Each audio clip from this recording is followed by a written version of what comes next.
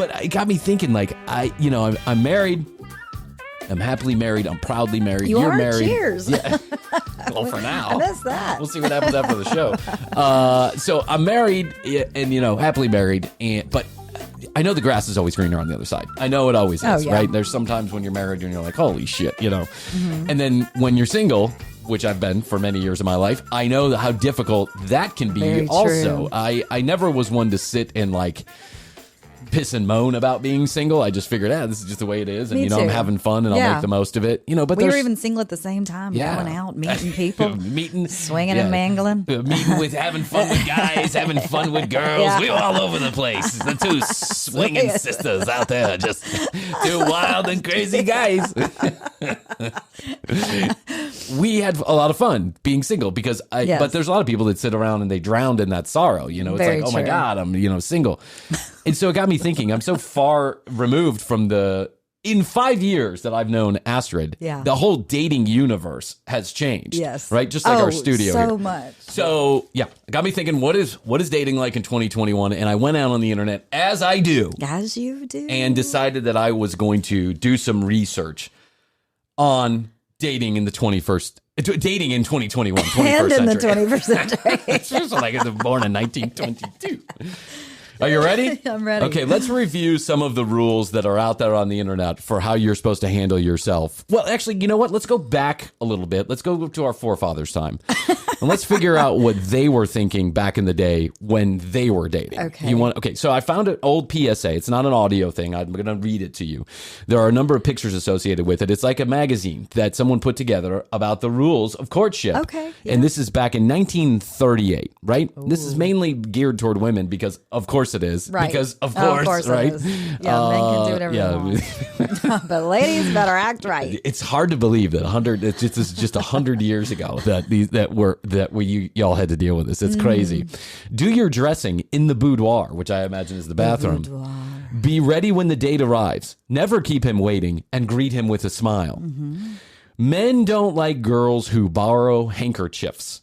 So please bring your own tissue for lipstick and makeup. Do your makeup in privacy and never let a man see you without makeup on. Oh. Mm-hmm. Okay. Don't sit in awkward positions. Now, this one I can agree with. It's a lot of work. It is a lot of work, isn't it? Yeah. This one I can agree with. Don't sit in awkward positions. Never look bored, even if you are. Always cross your legs like a lady. Never chew gum unless you must. And do it silently with your mouth closed. Unless you must. Don't be a careless woman. Never appeal to gentlemen that are not your date. And please, don't talk while dancing, for a man wants quiet when he's dancing cheek to cheek. Shut up! Right. Trying to dance Give me here. your cheek now. I'm doing the Running Man. Calm down. So stupid. Don't use the car mirrors to fix your makeup. The man needs it. Makeup again. I mean, they're fixated there's a lot on of the makeup. if you do any research like I do about these old 40s and 50s and 60s PSAs, there's a lot of emphasis put on the actual. This is why. This is generational. I think this is generational why women feel still to this day compulsory need. I mean, some women, or I think it's probably just like ancestral that you feel the need to always look good, to look a certain way, to feel, to be attractive to the opposite sex. It's all comes from this, like, I don't know, primordial bullshit here. Listen to this one. Don't use the car mirror to fix your makeup. A man needs that mirror when he's driving, and it annoys him if he has to turn around and look behind him and see what's going on. Do your makeup in private. Do your makeup in private. I wonder that's why they came up with the mirrors on the visors. Oh, yeah, that's... yeah.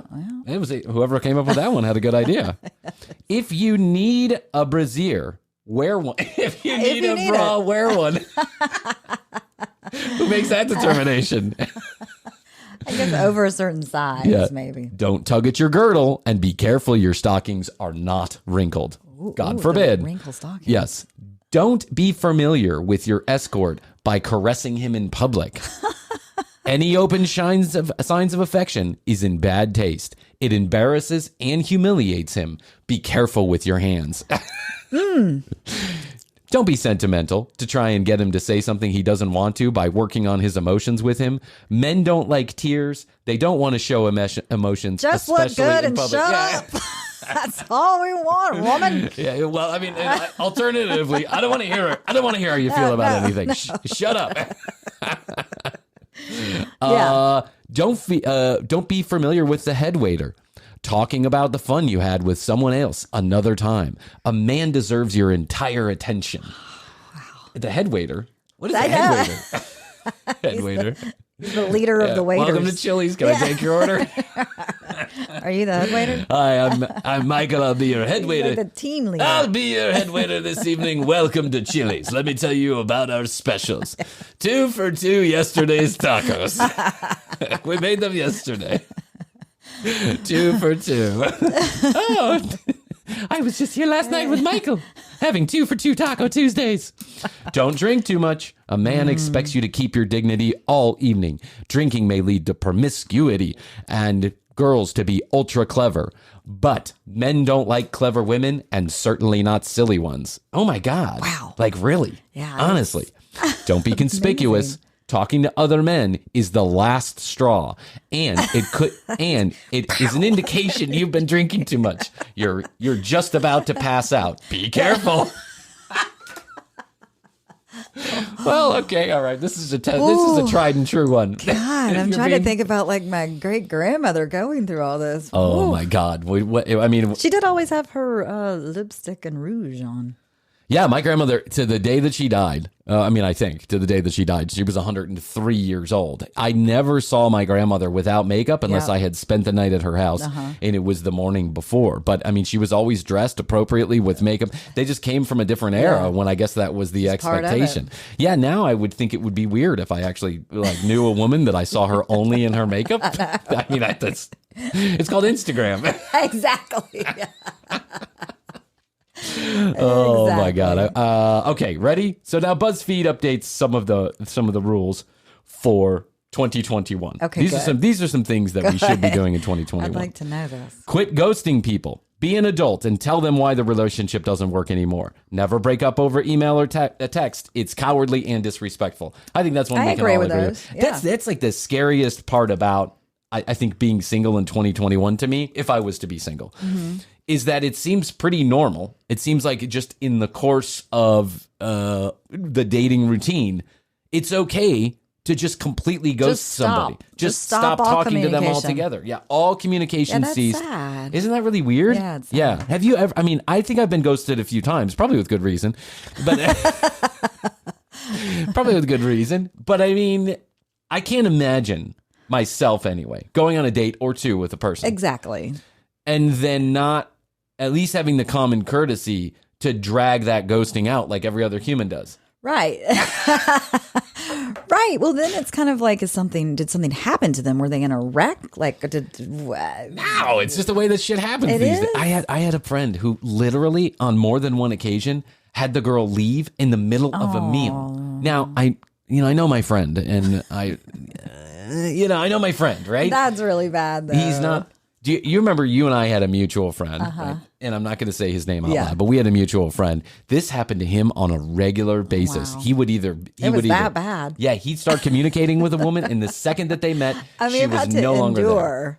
I've had to endure some bad dates, but I did indeed endure them. Yeah, I did indeed endure them too. Just try to speed them up. Dessert? No, definitely no dessert. So full. I just had that appetizer. Entrees? No, thank you. I don't even think I need the main meal. Man, that Bud Light's got me all kind of dizzy. It's full. No appetizers for us. We'll just take the check. Can you box her meal up for her? Sir, she just ordered.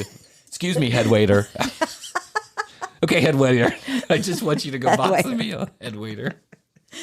Oh, the head waiter. The things he must see. As a bartender, I saw a lot of this bullshit too. Oh man, I remember when I worked at a little Italian restaurant. there was a guy who came in there frequently. He was kind of a loner type dude, not a bad looking guy at all. I thought him to be very pleasant and nice. I mean, he was always drunk when he was in the bar, so maybe that's why. But he was always talking about how he was single, perpetually single. He could never find a lady. He got set up on a blind date. They had been talking on the phone for like, I think if I remember the story correctly, 3 weeks, right? Let's say a month about. They had been talking. Fireworks were going on, at least over the phone. And she came to the bar for the first date, to the restaurant. This is like an Italian trattoria. For the first date, she walks in and she is stunning. Like, I mean, she's just a beautiful woman. Right. She sits down with him. She is not there talking to him 15 minutes. And she gets up and she goes to the bathroom and she never comes back. We actually had to have one of the wait staff go in there and check to make sure everything was okay. Oh, no. And he was like, what in the world just happened? And I'm like, I hope she's okay. Like, literally, I hope she's okay. I hope that's all she's okay. That's weird. Weeks later, he comes back in.